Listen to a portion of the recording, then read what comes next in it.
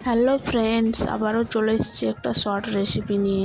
এখানে সজনে শাক ভালো করে কেটে ধুয়ে পরিষ্কার করে নিয়েছি। এখন কুকারে দিয়ে দেবো সেদ্ধ করার জন্য। লবণ এই প্লেটে নিয়েছি, চুন ভালো করে জল দিয়ে গুলে দিয়ে দেবো শাকের সাথে।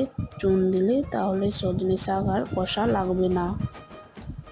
এখন দিয়ে দেবো বেশি করে জল, সেদ্ধ করে নেব। সেদ্ধ হয়ে গেছে।